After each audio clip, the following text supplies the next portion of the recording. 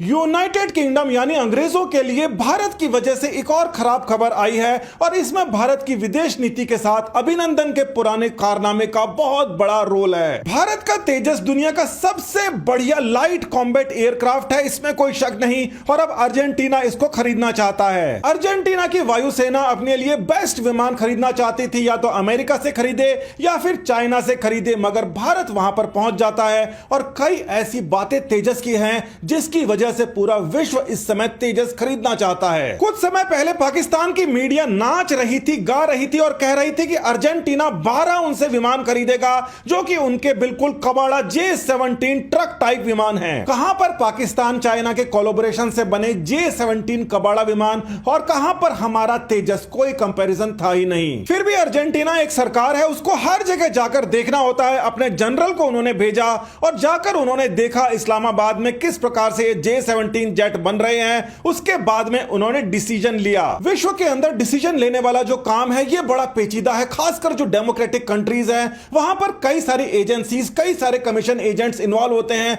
जबकि भारत की 2014 के बाद में एक पॉलिसी बनी है कि डायरेक्ट सरकार से सरकार का ट्रांसफर होगा, बीच के अंदर किसी को कमीशन नहीं दी जाएगी। शुरुआत के अंदर मामला चाइना और अमेरिका के बीच के अंदर था। दोनों अपने अपनी तरफ से लॉबी कर रहे थे, चाहते थे कि अर्जेंटीना उनका विमान खरीदे और दोनों की जो टैक्टिक्स हैं उनके बारे में पूरा विश्व जानता है। भारत के आसपास वाले देशों को देख लीजिए, श्रीलंका का एग्जांपल बिल्कुल सामने है। चाइना जाता है किसी भी कंट्री में, कैसे ना कैसे बिल्कुल गलत चीजों के अंदर पैसा इन्वेस्ट करवा देता है, देश के हाथ कुछ लगता नहीं और चाइना अपना कट निकाल के चलता बनता है। चाइना की तरफ से J-17 विमान के लिए जो लॉबी की जा रही थी, सामने अमेरिका का बहुत अच्छा ऑप्शन था F-16, यहां पर भी एक बहुत अच्छा सौदा हो सकता था, मगर फिर भी तेजस सबसे आगे कैसे आया। मगर इसके पहले यह जान लीजिए कि अंग्रेजों का रोल यहां पर क्या आता है। वो ये नहीं चाहते कि अर्जेंटीना अपने वायुसेना को अपग्रेड करे, इवन अपनी मिलिट्री और नेवी को अपग्रेड करे, वो बिल्कुल नहीं चाहते। अब कारण उसका यह है कि अंग्रेजों ने यहां पर एक आइलैंड है जिसका नाम है फॉकलैंड आइलैंड,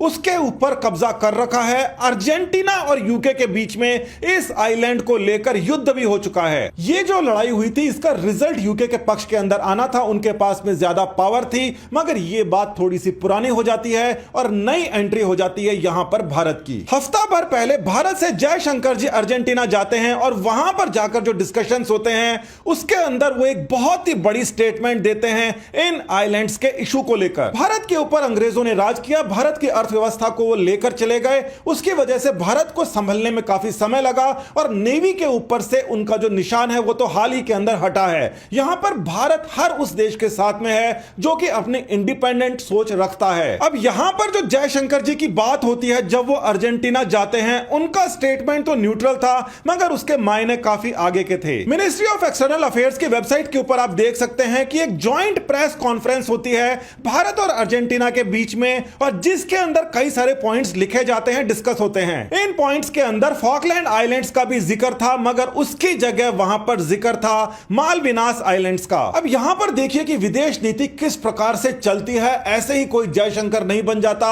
भारत ने कहा कि देखिए जो डिस्प्यूटेड आइलैंड्स है, भारत चाहता है कि इनके ऊपर बातचीत हो, मगर भारत सरकार के ऑफिशियल स्टेटमेंट में फॉकलैंड आइलैंड्स का नाम नहीं लिया गया जो कि यूके उसको कहता है, बल्कि उसका नाम लिया गया मालविनास आइलैंड्स जो कि अर्जेंटीना कहता है। यूनाइटेड किंगडम भारत के लिए बहुत ही इंपॉर्टेंट पार्टनर है क्योंकि पुरानी सरकारों ने बहुत चीजें चेंज नहीं की थी, मगर अर्जेंटीना के साथ में यहां पर हमने एक बड़ी बात की। समझने वाले इस बात को समझ गए कि भारत का जो स्टांस है वो यूके के साथ में है कि अर्जेंटीना के साथ में है। डिप्लोमेटिक सपोर्ट का ये मुद्दा बहुत ही बड़ा मुद्दा है जो यूनाइटेड नेशन सिक्योरिटी काउंसिल के अंदर भारत की दावेदारी के लिए काम आएगा। मगर विमानों के लिए एक और बात चल रही थी। थोड़े दिन पहले नाइजीरिया ने एक बहुत ही भयंकर गलती कर दी थी कि J-17 फाइटर जेट्स खरीद लिए थे चाइना से, जिसके बाद में उनका बहुत ही भयंकर मजाक उड़ाया गया। J-17 विमान चाइना के बनाए हुए हैं मगर पाकिस्तान के अंदर ये बना करते हैं, कबाड़ा है, सबको पता है। मगर बात यह थी कि पाकिस्तान इनको बनाता है और आप ये जाने या ना जाने नाइजीरिया की इकोनॉमी पाकिस्तान से भी बहुत ऊपर है। नाइजीरिया की पर कैपिटा जीडीपी हो, फॉरेक्स रिजर्व हो, ग्रोथ रेट हो, सबके मामले में पाकिस्तान से वो ऊपर है क्योंकि पाकिस्तान इतना पिछड़ चुका है आज के समय। इसी बात को लेकर पाकिस्तान के अंदर बने जब J-17 को इंपोर्ट करने वाली बात नाइजीरिया में आती है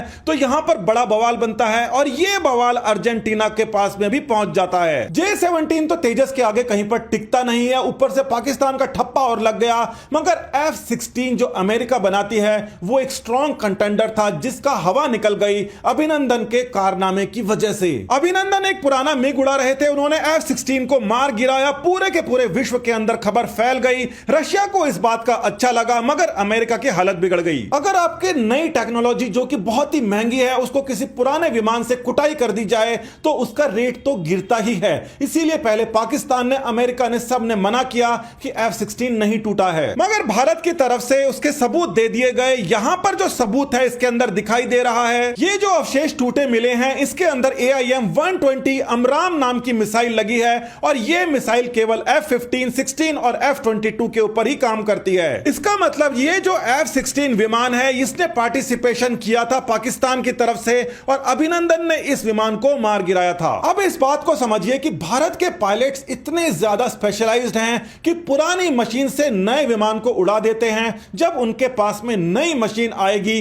तो वो बेस्ट होनी चाहिए, नहीं तो पायलट उसको नकार देंगे। यानी कि भारत के अंदर जो बनी हुई मशीन है वो भारत के पायलट्स ने अप्रूव की है, यानी कि वो बेस्ट है। एक समय ऐसा था कि यूके की एयरफोर्स लाजवाब थी, उनके जो विमान थे उसके अंदर बहुत ही अच्छे इंस्ट्रूमेंट्स लगते थे और विश्व भर के अंदर कई विमानों के अंदर वही इंस्ट्रूमेंट्स लगते हैं। मगर भारत ने यह कहा है कि अर्जेंटीना को जो हम विमान देंगे उसके अंदर कुछ भी यूके का नहीं लगाएंगे। पूरे विश्व के अंदर देखा जाए तो तकरीबन 90% से भी ज्यादा जो हाईटेक विमान है उनके अंदर जो सीट होती है, इजेक्शन सीट, वो यूके की कंपनी की बनी होती है। मगर जब से इंडिया ने कहा है कि तेजस में वो सामान नहीं लगाएंगे, इसका मतलब यूके को एक और बड़ा कंपटीशन मिलने वाला है। अब ये तो बिल्कुल शुरुआत है, इसके आगे बहुत सारी ऐसी खबरें आपको मिलेगी कि भारत ने उस टेक्नोलॉजी को रिप्लेस कर दिया, उस देश के पास में जाके अपना मिलिट्री सामान बेचा और उस देश को एहसान भी नहीं जताया। उनको यह नहीं कहा कि हम सर्विस प्रोवाइडर हैं। भारत हमेशा यह कहता है कि हम सर्विस पार्टनर्स हैं। नमस्कार, धन्यवाद, जय हिंद।